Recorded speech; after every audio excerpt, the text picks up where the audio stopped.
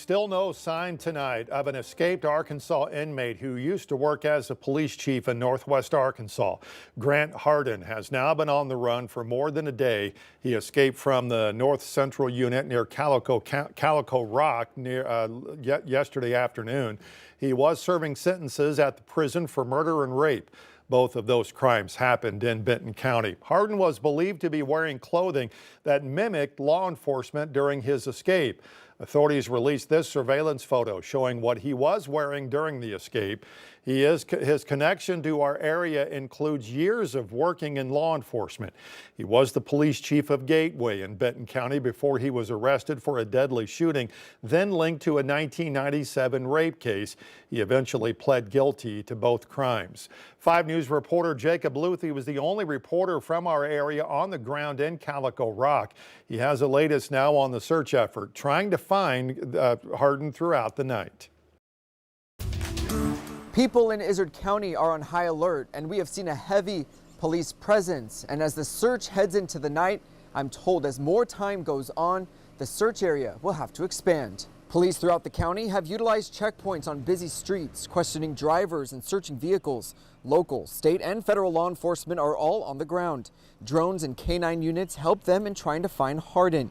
Given Hardin's violent history, Department of Corrections officials tell me that crews are using every tool at their disposal to find him. We spoke with one woman here who says this Memorial Day on Main Street was especially quiet as news of the manhunt spread. As far as our businesses being closed, I understand that the other businesses that are normally open were closed because of that, because of the breakout. It's a little disconcerting, but very rural area. I would have expected somebody would be hiding out in woods, not coming into town. A spokesperson with ADC tells me that they are going to be reviewing surveillance footage to try to piece together a timeline to figure out just how exactly Hardin escaped. He says they're also going to be reviewing protocol to make sure something like this doesn't happen again.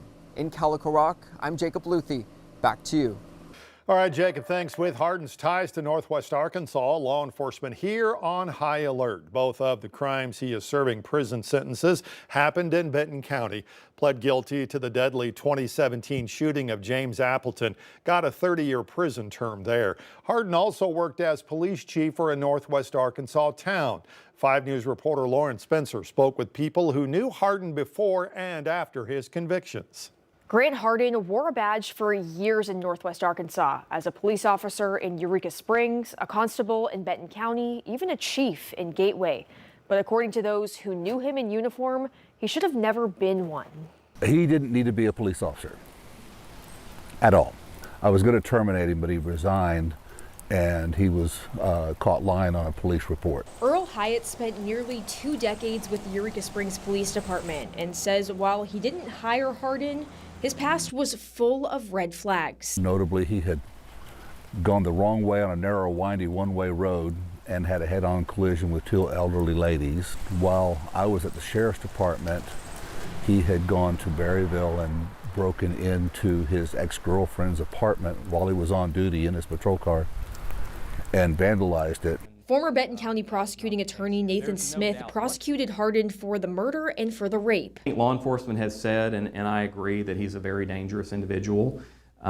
He's a man now that is looking at spending the rest of his life in prison. And so the encouraging thing is I have a lot of faith in our state and local and federal law enforcement officials. Current prosecutor Brian Sexton says this escape isn't just a manhunt. It's a setback for victims who had finally been able to move on. I've had to be part of the team reaching out to folks who have probably put this out of sight and out of mind for nearly a decade now and have now put that back on their front burner. Investigators say neither crime had a clear motive, making Hardin even more unpredictable and dangerous. How he selected the victims or his motives or his, what was behind his thinking was ever very apparent in either of those cases, which is unusual. And that's what worries the officers and officials who know him. It was tragic, but not surprising. He was just always a very violent, I guess, excessive person. As for the victims and their families, Smith says they're who he's thinking about right now. One of the things that the justice system is supposed to give them is closure, right? And when he has escaped from prison, my thought just goes to the reopening of all those wounds. All three men from past and present say that local, state, and federal agencies are working relentlessly and will find Hardin. If you see anything suspicious or have any information that could help, you're urged to contact law enforcement.